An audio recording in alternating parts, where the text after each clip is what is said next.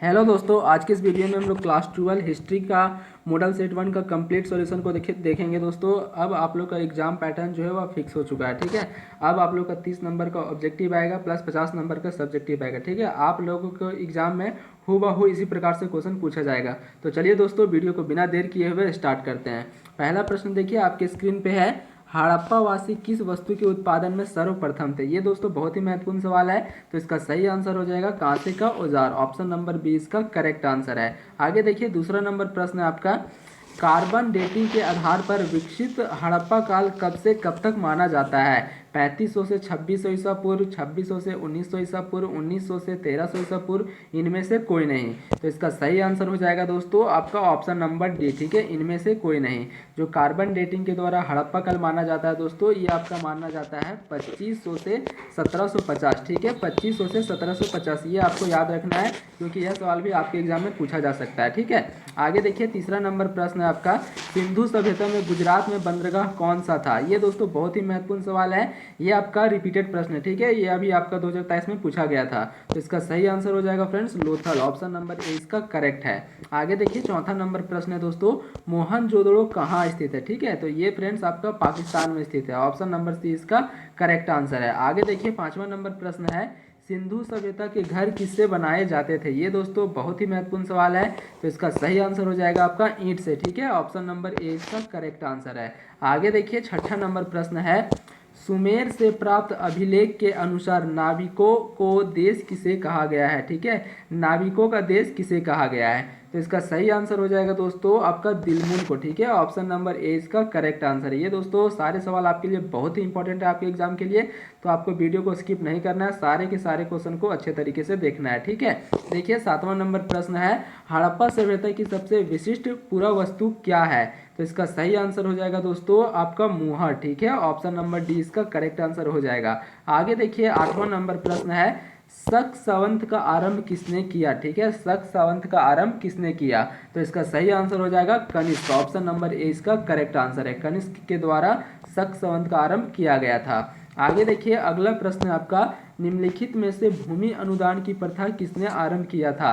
तो ये दोस्तों आपका सातवाहनों ने स्टार्ट किया था, ठीक है। भूमि अनुदान मतलब दोस्तों भूमि को दान देने की प्रथा किसने आरंभ किया था, तो सातवाहनों ने, ठीक है। आगे देखिए 10वां नंबर प्रश्न है, अरबों ने सिंध पर कब विजय प्राप्त किया था। ये दोस्तों बहुत ही इंपॉर्टेंट सवाल है। ये भी आपका बहुत ही फेमस सवाल है, रिपीटेड सवाल है, ठीक है। तो इसका सही आंसर हो जाएगा आपका 712 ईस्वी में। ऑप्शन नंबर ए इसका करेक्ट आंसर है। आगे देखिए 11वां नंबर प्रश्न दोस्तों आपके स्क्रीन पे है, वेन सांग किसके दरबार में आया था, ठीक है। वेन सांग किसके दरबार में भारत आया था।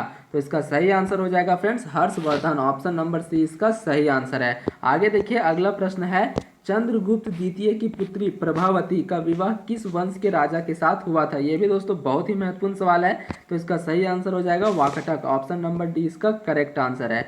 नेक्स्ट प्रश्न देखिए, प्राचीन काल में सुदर्शन झील किस राज्य में था। तो ये दोस्तों आपका गुजरात में था। ऑप्शन नंबर ए इसका करेक्ट आंसर है। आगे देखिए अगला प्रश्न है आपका, माहिष्मती किस महाजनपद की राजधानी थी। तो ये आपका अवंती की राजधानी है। ऑप्शन नंबर बी इसका करेक्ट है। आगे देखिए 15 नंबर प्रश्न है, धम्म का सिद्धांत किस शासक के द्वारा किया गया था। ये दोस्तों बहुत ही महत्वपूर्ण सवाल है। इसका आंसर आप लोगों को कमेंट में बताना है कि इसका आंसर क्या होगा, ठीक है। आगे देखिए 16 नंबर प्रश्न है, 5वीं शताब्दी में निर्मित देवगढ़ का मंदिर में किसकी मूर्ति थी। तो इसका सही आंसर हो जाएगा दोस्तों विष्णु की। ऑप्शन नंबर बी इसका सही आंसर है। आगे देखिए 17 नंबर प्रश्न है, थैरवाद किस धर्म से संबंधित है। तो ये दोस्तों आपका बौद्ध धर्म से संबंधित है, ठीक है। थैरवाद जो है दोस्तों ये आपका बौद्ध धर्म से संबंधित है। आगे देखिए 18वां नंबर प्रश्न है, व्हिल्सा टॉप्स के लेखक कौन थे, ठीक है। व्हिल्सा टॉप्स के लेखक कौन थे। तो इसका सही आंसर हो जाएगा Alexander Cunningham. Option number A इसका करेक्ट आंसर है। आगे देखिए 19वां नंबर प्रश्न है, बिहार का संबंध है, ठीक है। बिहार का संबंध किससे है। तो इसका सही आंसर हो जाएगा दोस्तों ऑप्शन नंबर डी, ठीक है, पारसी। बिहार का जो संबंध है दोस्तों ये आपका पारसी से संबंध है। आगे देखिए 20वां नंबर जो प्रश्न है दोस्तों, कैलाशनाथ मंदिर एलोरा भारत के किस राज्य में है। तो ये दोस्तों आपका महाराष्ट्र में है। ऑप्शन नंबर ए इसका करेक्ट आंसर है, ठीक है। आगे देखिए 21वां नंबर जो प्रश्न है ये आपके स्क्रीन पे है, 21वां नंबर प्रश्न है दोस्तों, मौर्य काल में सीता से क्या तात्पर्य था। ठीक है, मौर्य काल में सीता से क्या तात्पर्य था। तो इसका सही आंसर हो जाएगा दोस्तों ऑप्शन नंबर सी। ठीक है, राजकीय भूमि से प्राप्त आय, ऑप्शन नंबर सी इसका करेक्ट आंसर है। आगे देखिए 22वां नंबर प्रश्न है, सूफी आंदोलन मूलतः कहाँ से प्रारंभ हुआ। ठीक है, जो सूफी आंदोलन है दोस्तों ये कहाँ से प्रारंभ हुआ था। तो इसका सही आंसर हो जाएगा फ्रेंड्स ऑप्शन नंबर ए। ठीक है, दिल्ली से, ऑप्शन नंबर ए इसका करेक्ट आंसर है। आगे देखिए 23वां नंबर प्रश्न है, शंकराचार्य का मत निम्न में से कौन सा। ये दोस्तों ये सारे प्रश्न में ये सवाल आपका बहुत ही महत्वपूर्ण है। ठीक है, ये आपका 2024 की एग्जाम में 100% पूछा जाएगा। तो इसका सही आंसर हो जाएगा अद्वैतवाद, ऑप्शन नंबर बी इसका करेक्ट आंसर है। आगे देखिए 24 नंबर प्रश्न है दोस्तों, किस सूफी संत ने कहा था दिल्ली अभी दूर है। ठीक है, तो इसका सही आंसर हो जाएगा ऑप्शन नंबर बी, निजामुद्दीन औलिया। निजामुद्दीन औलिया का कहना था दोस्तों कि दिल्ली अभी दूर है। आगे देखिए 25वां नंबर प्रश्न है, पाहन पूजे हरि मिले। ठीक है, पाहन पूजे हरि मिले किस काव्य की पंक्ति है। ये जो आपका लाइन है दोस्तों किस काव्य का पंक्ति है। ठीक है, कबीर का, रहीम का, रैदास का, गुरु नानक का। तो इसका सही आंसर हो जाएगा कबीर का, ऑप्शन नंबर ए इसका करेक्ट आंसर है। आगे देखिए 26 नंबर प्रश्न है दोस्तों, निम्न में से महाराष्ट्र के संत कौन थे। ठीक है, महाराष्ट्र के संत कौन थे। तुकाराम, रामदास, ज्ञानेश्वर, इनमें से सभी।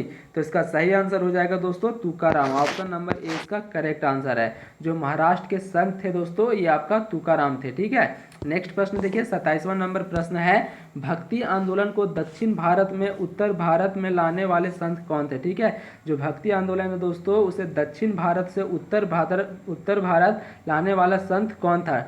रैदास था आपका, ज्ञानेश्वर, रामदास या फिर रामानंद। तो इसका सही आंसर हो जाएगा रामदास। ठीक है, ऑप्शन नंबर बी इसका सही आंसर है। आगे देखिए 28वां नंबर प्रश्न है, कृष्णदेव राय के दरबार में तेनालीराम किस पद पर थे। तो ये आपका कवि के पद पर थे, ऑप्शन नंबर बी इसका करेक्ट आंसर है।